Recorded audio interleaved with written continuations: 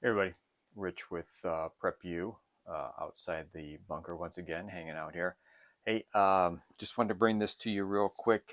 I don't know how long this video is going to take for me to explain some of this stuff, but the big point is the Senate has passed an amended version of House Bill 5855, which is now House Bill 5471. The Senate, Illinois Senate passed it, 34 yeas, 20 no's, and 5 no votes. So what does that mean? Well, since it's been amended, it has to go back to the House and they have to vote on the amended version of it. Here is the list of those that voted yay, nay, or no votes. It went through on the third reading of the 102nd General Assembly Senate vote, the state of Illinois. So let me show you. Oh, before I go too far, the original House bill was 69 pages long. The amended Senate bill is 110 pages long. Let me show you that. So my homework for tomorrow is to go over this.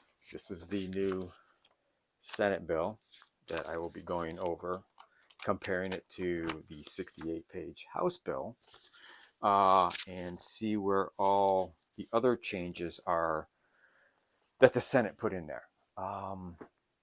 Let me show you my table right now and what I'm doing. We'll swing this around and show you. There's the paperwork. Here's all the things that are going on. This is the vote. This is the new bill. This is 24-9.1 about assault weapons. This is 24-1.10, the magazine. This here is applications for FOID cards. This is the remainder of the original bill that's sitting over here, and these are my notes. So what I'm going to do is I want to take you through a couple of things here. Okay, let me turn this heater off. Hold on. All right. So just the major things that we've talked about before. Let's start with who can get a FOID card.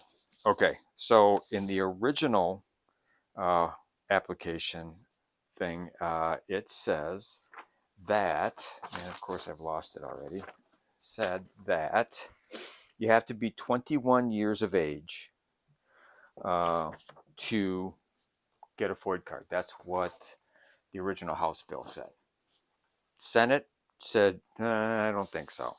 So what they did is they changed it to he or she is 21 years of age or over, or if he or she is under 21 years of age, that he or she has written consent of his or her parents or legal guardians to possess and acquire firearms and ammunition, and that he or she has never been convicted of a misdemeanor other than a traffic offense or a judged delinquent, provided, however, that such legal guardian or parent is not prohibited from getting a FOID card. So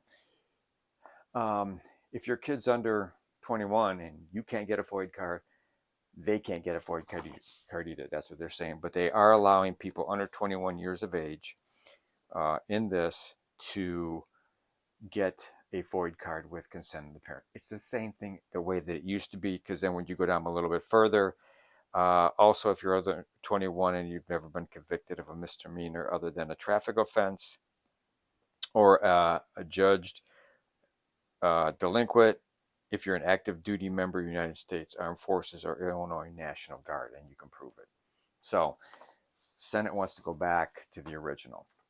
So that's the FOID card thing. All right. Easy one, hard one first. Easy one, hard one. Let's do the manufacture, possession, delivery, sale, and purchase of assault weapons, 50 caliber rifles, and 50 caliber cartridges. Senate version, twice what the original House version was. And why? They listed a lot more firearms, a lot more rifles, I should say, and shotguns by name in the amended one from the Senate. It also separates a lot of the attachments. They added more attachment into the Senate bill than they did with the original House bill. So that's changed a bunch. I think there was one other thing back here. Oh yeah, right here. All right. So in the original House bill, it stated that after 180 days and before 300 days, you had to file an affidavit, and it listed everything that you had to have in that affidavit. In the Senate version of what they put in, it says, all right, as far as not being able to own an assault weapon, this section does not apply to a person who possessed before the effective date of this amendatory act of the 102nd General Assembly an assault weapon attachment, blah, blah, blah, blah, blah, if this person has provided in an endorsement affidavit prior to January 1st, 2024. Okay, so if this passes and everything, the House goes to the governor, he signs it. If it goes into law and is not stopped by a judge or whatever, and this goes through, those that own this style, these firearms and firearms with attachments, it's in here, you have till the January 1st, 2024 to file an affidavit. And that affidavit basically affirmed that you possess this, your firearm owner identification card, and your name and a few other things about it. But beginning 90 days after the effective date of this amendatory act, the only places that you can have these assault style weapons is on private property owned or immediately controlled by the person, on private property that is not open to the public with the express permission of the person who owns or immediately controls the property, while at an FFL or gunsmith, while engaged in the legal use of the assault weapon attachment, 50 caliber rifle, or 50 caliber cartridge at a properly licensed firing range or sport shooting competition venue, or while traveling to or from these locations, provided that the assault weapon attachment, or the 50 caliber rifle is unloaded and the assault weapon attachment, 50 caliber rifle or 50 caliber cartridge is in an enclosed case. So there you go. Now the question comes in, what about the magazine? Funny you should ask that. Let's go find out. All right. So that was so clear, wasn't it? Of course, I've only read this once and it's been a long day at school, so bear with me. Some of this may or may not make sense. Okay, so here are the two, the original House and the amended Senate version. Sorry, I just kicked everything over, didn't I? So this is the manufacture, deliver, or sale of large capacity ammunition feeding devices. All right, so in the House bill, basically said, where to go, a magazine, belt, drum, feed, strip, similar device that has the capacity of, or that can be readily restored or converted to accept more than 10 rounds of ammunition. Okay, what did the Senate say? Senate put in their bill, it says a magazine, drum, belt, feed strip, or similar device that has the capacity of, or that can be readily restored or converted to accept more than 10 rounds for long guns and 15 rounds of ammunition for handguns. So the magazine for a handgun can be up to 15 rounds, a rifle 10. Now, early on, they had changed it to 12 from the 10 from the House bill, but this is what they've come up, this is what they voted on, this is what's going back to the House. More than 10 rounds of ammunition for long guns and more than 15 rounds of ammunition for handguns. All right. Okay. So basically then in the original House bill, then it said Except as provided in subsection C, it is unlawful for any person within the state to knowingly manufacture, deliver, sell, purchase, or possess, or cause to be manufactured, deliver, sold, or purchase a large capacity ammunition feeding device. And that's all they said. The Senate didn't like that. So what does the Senate say? So the Senate says, except as provided in subsection C and D, it is unlawful any person within the state to knowingly manufacture, deliver, sell, purchase, or possess, or cause to be manufactured, deliver, sold, or purchase a large capacity ammunition feeding device. This section does not apply to any person who possesses a large capacity ammunition feeding device prior to the effective date of this amendatory act of the 102nd General Assembly. Total change. Not great. It's not constitutional carry. It's not, hey, you don't have to register. But if you possess it now, before this goes into law, they just can't sell you anymore.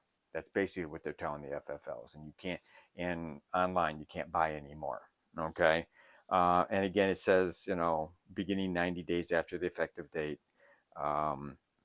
You can only use these on private property that someone allows you to do it, while at the premise of a licensed firearm dealer or gunsmith, while engaged in legal use of large capacity ammunition feeding devices as properly licensed firing ranges or sports shooting competition venues, or while traveling to or from these locations. Okay.